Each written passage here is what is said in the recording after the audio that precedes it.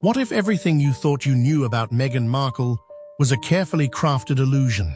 What if the fairy tale romance with Prince Harry wasn't about love at all, but about something far more calculated? For years, we've watched Meghan go from a struggling actress to one of the most famous women in the world. But now, shocking claims are coming to light, and they could change everything you thought you knew about her. Harvey Weinstein, a man with his own dirty past, has made a bombshell statement. Meghan Markle's rise wasn't just about talent.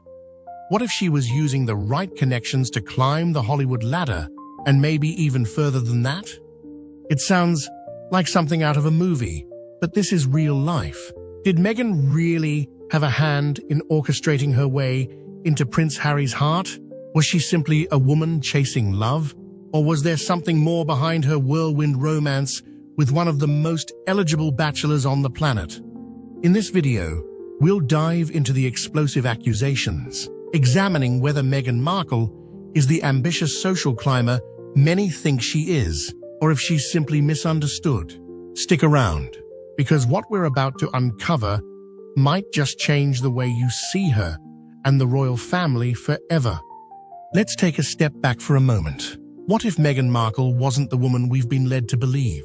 What if, instead of a humble actress who found love with a prince, there's a much more calculated strategy behind it all? Is it possible that her fairy tale romance with Prince Harry wasn't driven by love, but by ambition? Harvey Weinstein, a man with his own controversial history, has made some explosive claims that Meghan Markle was far more involved in the Hollywood scene than we've been told.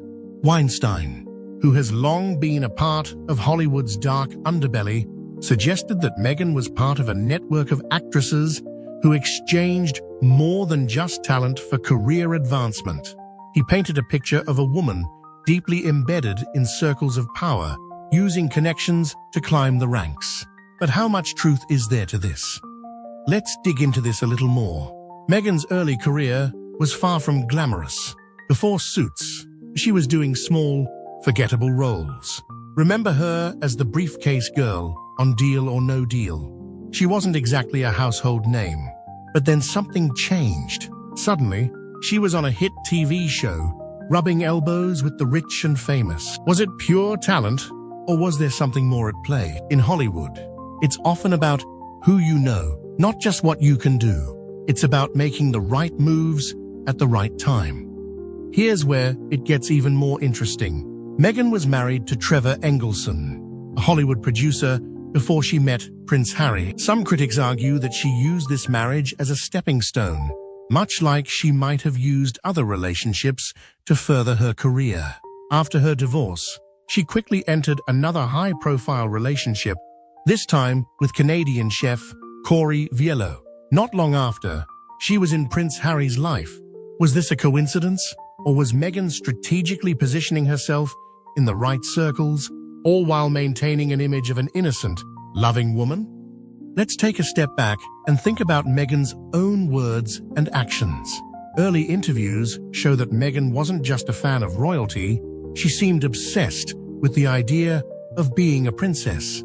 She admired Princess Diana deeply, even studying Diana's public persona, her humanitarian work, and her image as the people's princess.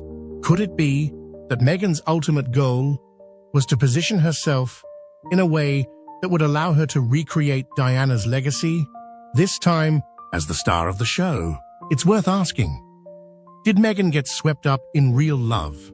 Or did she always have an eye on the prize, the royal status, the prestige, the influence? So, let's talk about why people love to hate Meghan Markle. It's not just about her stepping into the royal family, it's about the way she handled it. After her marriage to Harry, they both shocked the world by stepping down from their senior royal roles. But it wasn't just about leaving. Meghan and Harry aired their grievances in public, from their infamous Oprah interview to their Netflix documentary and even Harry's memoir.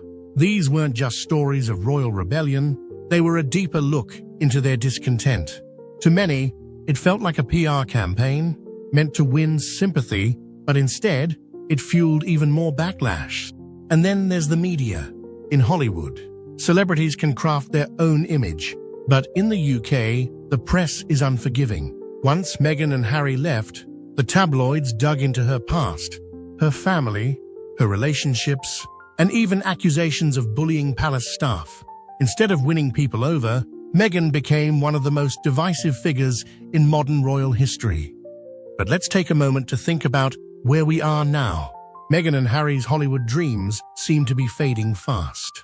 Despite multi-million-dollar deals with Netflix, Spotify, and Penguin Random House, their content hasn't been the success many predicted. Their podcast was dropped by Spotify. Their Netflix specials underperformed.